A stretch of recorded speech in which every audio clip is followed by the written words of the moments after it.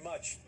Well, we continue to celebrate Black History Month, and have you ever seen that movie Pride? It's got Terrence Howard in it, and he's a swim coach who starts a swim team in Philly for troubled teens. Yeah, it wasn't just a character, though. It was based on the real Jim Ellis, who founded the Philadelphia Department of Recreation swim team 50 years ago this year. I spoke with Coach Ellis about the impact he has had on hundreds of swimmers over the years, and he is still at it today. 50 years after founding the famous Philadelphia Department of Recreation swim team, Coach Jim Ellis recalls how it all started back in the 60s when he was a student at Cheney University. In this day and age, we were still struggling to be full-time citizens of America. He remembers when Martin Luther King Jr. was assassinated, a few years after Kennedy was. All these people who signed civil rights agreements with Lyndon Johnson kind of lit the fire, and something needed to be done. Right after college, Ellis was working as a math teacher and took a job at a rec center in West Philly. He saw too many kids getting caught up in violence and gangs and decided he could offer another option. Swimming was great for me. I enjoyed it all my life, and I felt that this was something I could wrap myself around and bring to the community. We weren't the first team. A lot of people try to promote me as the first swim team, African-American swim team, which is not the case. I think what made our program unique was I set my goals very high.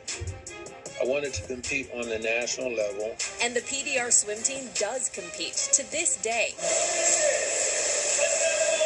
It's not just about trophies and titles, though. It was always bigger than that.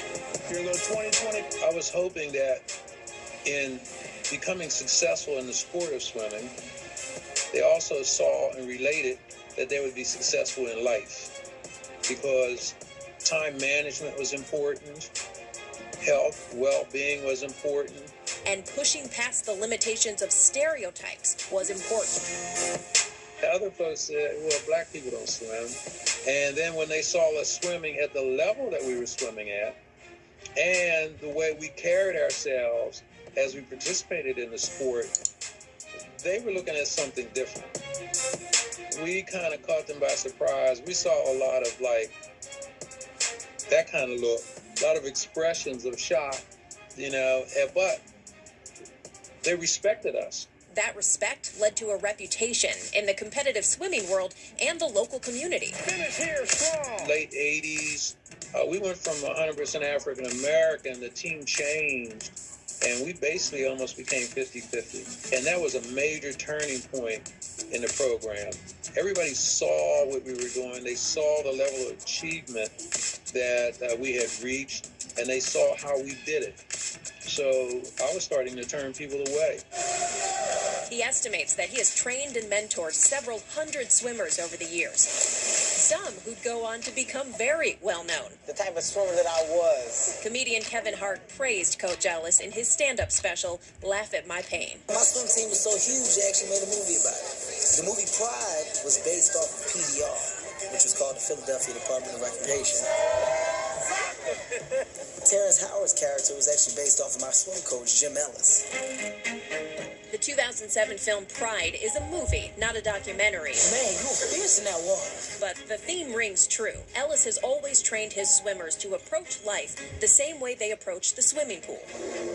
Remember, if you walk out, you are walking out on your life. Bottom line was stick-to-itiveness and accountability. So over the years, I've had athletes come back and say how swimming really was the foundation of their success in the world after swimming.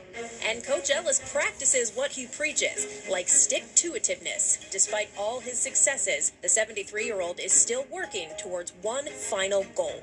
I want to put somebody on the Olympic team. That's it. We've gotten close, but I need to put somebody on the Olympic team.